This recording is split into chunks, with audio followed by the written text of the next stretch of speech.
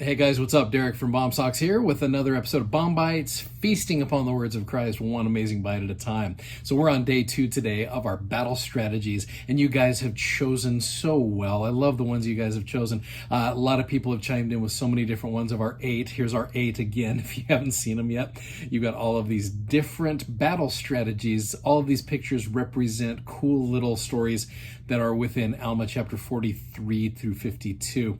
And we don't have time to do them all, so I'm having you guys choose which ones. And yesterday we did the Extreme Makeover Battle Edition and talked about how fortifying and building up these cities that had been so weak before now became strongholds. We can do the same thing with our lives. We can do the same thing with our households. Whatever it is that is weak, the Lord will help us make it strong as we turn to Him in faith. Love that. So today we're doing one that's a very simple one. In fact, I'm not going to spend a lot of time on it. It is simply titled, How to Be Happy. This is the one that got the second amount of votes. And happiness is something that is very, maybe the word is wrong here, but it's coveted. It's something that we all desire in our lives. And so I wanted to focus on, it's still in chapter 50. It's almost a continuation of what we did yesterday. It's actually just one verse of scripture. And this is where understanding the context of a chapter will help you understand the content a little bit better. So if you look at chapter 50, we're going to go to verse number 23. Now, verse 23 says, "But behold, there never was a happier time." Now, this is interesting. This is Mormon putting all of this down here. This is Mormon, the great editor of the Book of Mormon, saying this. "But behold, there never was a happier time among the people of Nephi since the days of Nephi than in the days of Moroni, yea, even at this time, the 21st year of the reign of the judges." So here's Mormon saying, man, it has been almost 600 years and there has never been a happier time. So here's what's crazy. You go to the chapter heading, look what it says in the chapter heading. It says, "Wars and destructions befell the Nephites in the days of their wickedness and abominations." So it appears that in the midst of war, in the midst of destruction, I love this, how it's like, man, we're in the midst of war and destruction and we've never been happier. You look at the year 2020 for a lot of people. The year 2020 has been one of those years that has been full of wars and destructions. When you're looking at war of words, and Joseph called it a tumult of opinions, you see all of that going on. Destructions going on. Absolutely, that's going on.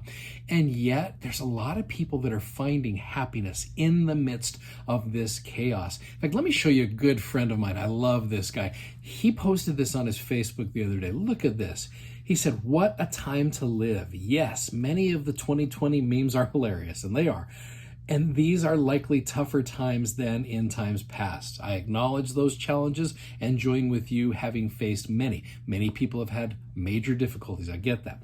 This is the greatest year yet, and I would agree with him there. After seeing constant negativity about 2020 blasted at volume 11 on every platform, it's tiresome. And guys, I agree. It is tiresome seeing all of the negativity out there. It is tiresome. A couple weeks ago, I felt inspired to sit down and make a list of everything I've been able to do, accomplish, improve, learn from, overcome, and change so far in the year 2020. It's a healthy list. It's a far greater list than in years past. Adversity fuels growth. 2020 should be our best year ever. 5 more months. The choice is ours. We can act or be acted upon. I absolutely love that message because it is so true. Guys, happiness in this life is our choice. I really believe that. It's not an easy choice, but it is definitely a choice. Some people are going to choose to be miserable, and that is their choice.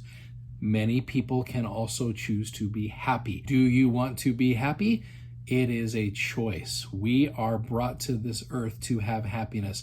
Look at our wonderful, optimistic prophet. President Nelson just yesterday posted this. "As we are now many months into the COVID-19 pandemic, I thought I might share some of what I have learned." I love this. "I have felt great sorrow about this pandemic. I have mourned with families who have lost loved ones. Many have lost jobs. Some have struggled to find adequate food and supplies.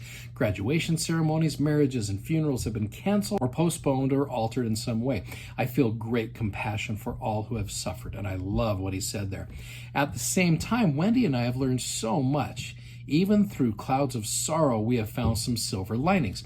Many families have re-enthroned their homes as sanctuaries of faith. Many better understand how important the family is and that it really is ordained of God with an eternal destiny.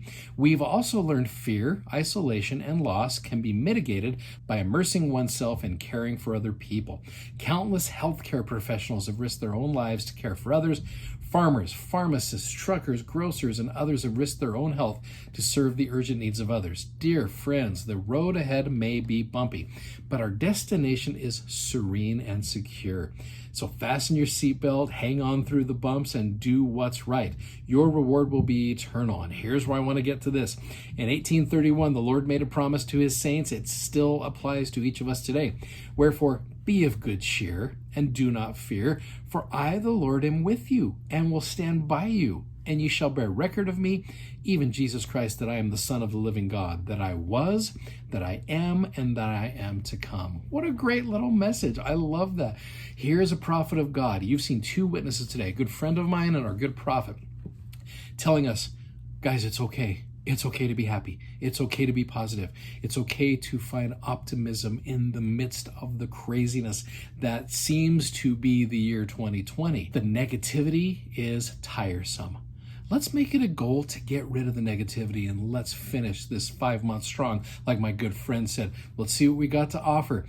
I love these people back in the time of Moroni, where it says, wars and destructions are going on, and man, we've never been happier. I wonder how much of it has to do with the preparations that they had taken in chapters 49 and 50 to get themselves to a point where they are so prepared that they're happy. I love that. Anyway, I hope that's something that helps you out today. I hope it's something that you need to hear. It's a great message. I know it's just a little simple one from the war chapters, and it may seem like it's a little bit of an isolated one, and it doesn't go hand in hand with all of the wars and battles, but I really believe that it does.